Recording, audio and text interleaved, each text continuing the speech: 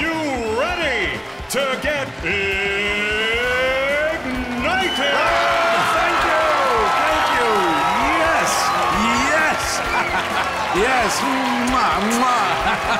So throughout the experience, the main goal is for people to come and feel like the chicken is talking to them and they're living in the same world that the chicken is. We wanted it to feel like a Broadway set, but also kind of like a rock concert. At the end, we shoot off some pyro and we have some moving lights in the intro and things like that to make it feel a little bit more showy than if you would have just gone to, you know, a hotel banquet room and saw some motivational speaker just up on the stage. Combining those real set props, but having a backdrop of just kind of flats and kind of that, you know, back and forth there really created a unique look and feel.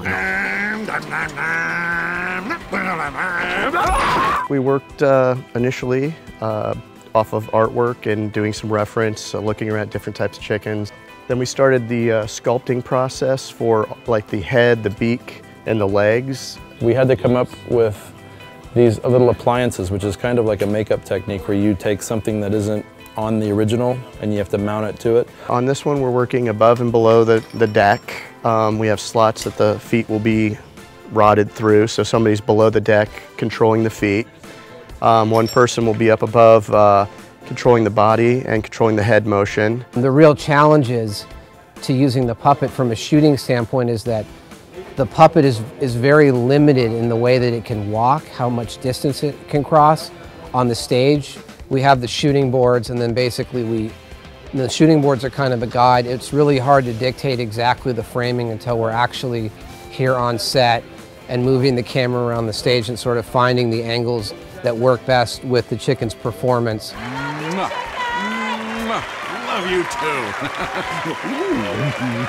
We have to rig remove all of any of the puppeteers. The puppeteers will be wearing green suits on the stage. We basically have to go in and roto and remove and clean out all the chicken, all the posts and everything else, and then composite the clean plate with the chicken and then any graphics and all that stuff that we need. So it's a fairly involved post-process in this whole thing. The challenges to syncing a voice to a beak are that a voice has a certain way it moves, and we're used to seeing people talk. That's what we see every day. We watch people talk.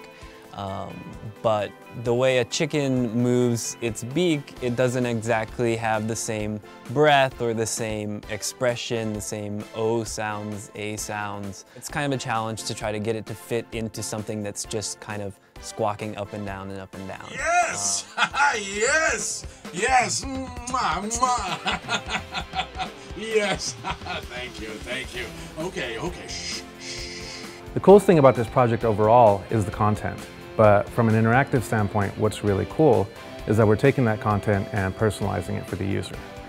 So the user comes to the website, they log in with Facebook Connect, and we pull their profile picture, their name, their location, other information about them, and use that to create a personalized speech. Huh? What's that, caring friend? This fella needs to find the spicier side of life. Get ignited! Boom!